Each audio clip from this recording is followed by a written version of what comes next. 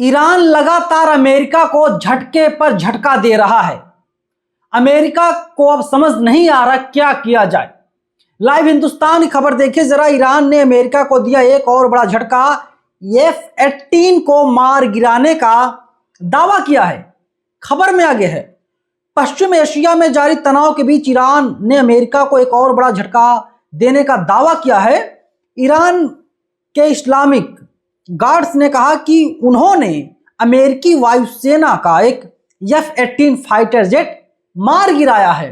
आगे मैं आपको बताऊंगा कितने मिसाइलों को ईरान ने निस्तेनाबूद किया है, लेकिन उसके पहले मैं दो तीन खबर आपको और बता देता हूं।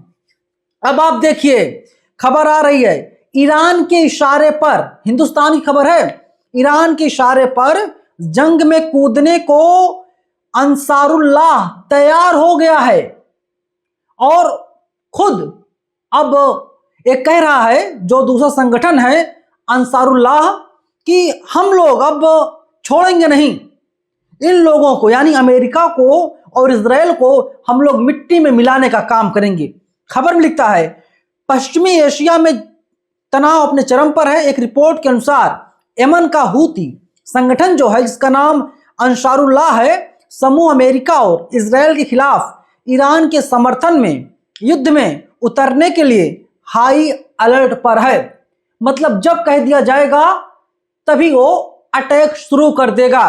पहले क्या लगा था अमेरिका को और इजराइल को, ईरान गरीब है, मजलूम है, उसके पास कोई ताकत नहीं है, हम लोग उसको 24-48 घंटे के भीतर निस्तेनाबूद कर देंगे, मिट्टी में मिला देंगे।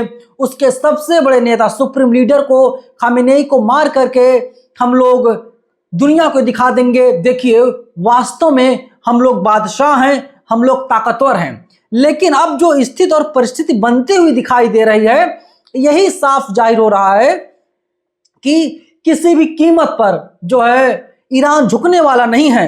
और अब यहां तक बात पहुंच गई है, ईरान ने कह दिया है सीज फायर वो नहीं करेगा। गिड़गिड़ा कौन रहा है? अमेरिका सीज फायर की मांग कर रहा है, इजराइल सीज फायर की मांग कर रहा है। इजराइल को और नेतन्याहू को लगा था जैसे इन लोगों ने फिलिस्तीन को मारा पीटा, फिलिस्तीन के बेगुनाहों को, कुत्तों को, जानवरों को मारा पीटा, वैसे यहां पर भी ईरान के लोगों को लोग मारेंगे पीटेंगे। लेकिन जो पूरा दांव था वो उल्टा पड़ चुका है। हिंदुस्तान अखबार खबर है, गौर कीजिए जरा। अमेरिका और ईरान को सीज फायर करने बुला रहा पाकिस्तान, खुद ने अफगानिस्तान पर किया अटैक। मतलब अब पाकिस्तान कितनी औकात हो गई है, अमेरिका और ईरान को सीज फायर के लिए बुला रहा है। और वहीं अब देखिए खबर में आगे है, गौर कीजिए आप लोग। खबर है कि अमेरिका ने अपने 15 सूत्रीय मांगों को पाकिस्तान के जरिए ही ईरान तक पहुंचाया था।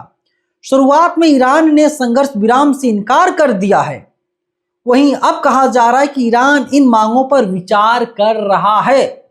शुरुआत में संघर्ष विराम यानी सीज फायर से इनकार कर दिया था किसने? ईरान ने। सीज फायर की मांग कौन करता है? सीज फायर की मांग वही करता है जो कमजोर हो जाता है, जो ताकतवर होता है, बलशाली होता है, वो सीज फायर की मांग कभी नहीं करता। और यहां पर पूरा दांव इन लोगों का उल्टा पड़ता हुआ साफ तौर पर दिखाई दे रहा है। एक और बड़ी खबर आपके सामने देखिए, मुझे सुप्रीम लीडर बनाना चाहता था ईरान, मैंने मना कर दिया, डोनाल्ड ट्रंप का अजीब दावा। मतलब अखबार कह रहा अजीब दावा है और वास्तव में हंसी आ रही है। इससे ज्यादा और जग हंसाई क्या होगी? वो आपको सुप्रीम लीडर क्यों बनाएगा भाई? खामेनेई को आपने मार दिया, मरवा दिया, झटके से और धोखे से मरवा दिया, और अब जो कह रहे हो कि हमें तो सुप्रीम लीडर बनाना चाह रहा था, ये वही हो गया जैसे कोई कह रहा है कि सूर्य की रोशनी में दोपहर को जब सूर्य तेज चमक रहा है, दोपहर के 12 बजे 2 बजे, कि भाई साहब हमें तो चांद तारे आसमान में दिखाई दे रहे हैं। वैसा ही कुछ अजीबोगरीब दावा डोनाल्ड ट्रंप का आ गया है। और ये आदमी हमेशा जग हंसाई करवाता है, इसे कोई सीरियस नहीं लेता है। और अब देखिए ईरान जो है डोनाल्ड ट्रंप को चिढ़ा रहा है। अब तक इनको क्या लग रहा था? हम लोग ईरान को खत्म कर देंगे। सारा दांव उल्टा पड़ गया। हिंदुस्तान कहता है कि अपनी हार को समझौता ना कहें, शांति की मांग कर रहे डोनाल्ड ट्रंप को ईरान ने चिढ़ाया। ये बहुत इंपॉर्टेंट लाइन है। और अब देखिए खबर क्या है। ईरान की सेना के एक प्रवक्ता ने युद्ध विराम समझौते से जुड़े अमेरिकी प्रयासों का मजाक उड़ाया है। इसके बाद अब अमेरिका द्वारा प्रस्तावित 15 सूत्री योजना के सफल होने की संभावना पर सवाल उठ रहे हैं। मतलब मजाक बन रहा है अंतरराष्ट्रीय लेवल पर। डोनाल्ड ट्रंप मजाक बनवा रहे हैं, खुद का मजाक बनवा रहे हैं। और इसीलिए पूरी दुनिया में इस वक्त डोनाल्ड ट्रंप की थू थू हो रही है। आप सोचिए, ईरान की तरफ से अगर चाइना मैदान में आ गया तो क्या होगा। जो गल्फ कंट्रीज हैं, सारी गल्फ कंट्रीज जो हैं वो कहीं ना कहीं ईरान के साथ खड़ी हैं। और एक इशारा मिल गया तो आर पार हो जाएगा। तो बच्चे किताबों में पढ़ेंगे कि एक अमेरिका था, एक इजराइल था। अब देखिए ग्रो कहता है कि 2026 के हालिया संघर्ष में ईरान के दावे। 2026 में शुरू हुए संघर्ष यानी फरवरी मार्च के दौरान ईरान ने कई ड्रोन मार गिराने का दावा किया है, लेकिन ये ज्यादातर ईरानी राज्य मीडिया या IRGC के अनक्लेम्ड क्लेम है।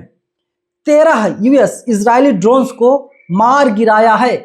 ये बात AI बोल रहा है। ईरान ने दावा किया कि उसने मिसाइल और तमाम जो इनके MQ-9 हैं और उन सबको और बीटर हैं और जैसे 13 ड्रोन्स ऐसे हैं जिनको ईरान ने मार गिरा नस्तनाबूद कर दिया है। 104 दुश्मनी ड्रोन ऐसे हैं, एनिमी ड्रोन्स ऐसे हैं जिसको मार गिराया है। और अब इसके अलावा F-15 फाइटर जेट्स KC-135 है और भी तमाम ड्रोन्स है, तमाम इनके जहाज हैं, उसको मार गिराने की बात जो है ईरान लगातार कर रहा है, दावा कर रहा है। देखिए पिक्चर साफ है। अगर ईरान वास्तव में कमजोर होता जैसे लोग समझ रहे थे तो अब तक ईरान ने कह दिया होता कि हम सरेंडर कर रहे हैं, सीज फायर कर रहे हैं। सीज फायर के लिए ईरान आ जाता। लेकिन लड़ाई अभी कहाँ चल रही है? लड़ाई भी आसमान में है, लड़ाई भी हवा में है, जमीन पर लड़ाई नहीं हो रही। अभी गोला बम बारूद टेक्नोलॉजी से लड़ाई हो रही है। किसके पास कितनी टेक्नोलॉजी है और कौन जीतता कौन हारता है। ईरान ने तो पानी में भी स्ट्राइक कर दिया है, मतलब समुद्र में। किल्लत, महंगाई बढ़ती जा रही है तेलों की, कोई ऑप्शन नहीं बचा है। खबर तो यहां तक है कि रूस सस्ता तेल देने से मना कर दिया है। तमाम खबरें सामने आ रही हैं। वीडियोस हमारे पास बहुत सारे हैं, हम नहीं दिखा सकते क्योंकि कॉपीराइट स्ट्राइक की वजह से, क्योंकि अंतर्राष्ट्रीय मीडिया की बात है। लेकिन जो खबरें सामने आ रही हैं लीक होकर के, वो यही बता रही हैं डोनाल्ड ट्रंप की बुद्धि जो है वो अब ठिकाने लग चुकी है। डोनाल्ड ट्रंप के पास बचने का कोई रास्ता नहीं बचा है। खैर, आप लोग क्या कहेंगे पूरी वीडियो पर? और हाँ, एक बात और है कि बामसेफ न्यूज़ और पूरी टीम जो है हमारी, वो युद्ध के समर्थन में नहीं है। हम लोग पीस चाहते हैं, हम लोग शांति चाहते हैं, युद्ध खत्म हो जाए जिससे सबका भला हो। हमने देखा कि हमारे देश भारत में यूपी हो, बिहार हो, तेलंगाना हो, तमाम ऐसे राज्य हैं, तमाम ऐसे शहर हैं जहां पर लोगों को दिक्कतों का सामना करना पड़ रहा है। उन लोगों को ना तो LPG मिल पा रहा, ना उनको डीजल पेट्रोल मिल पा रहा है। अगर युद्ध खत्म हो जाता है तो हालत बेहतर से बेहतर होंगे। अभी बद से बदतर होते हुए हम लोगों को दिखाई दे रहे हैं। धन्यवाद।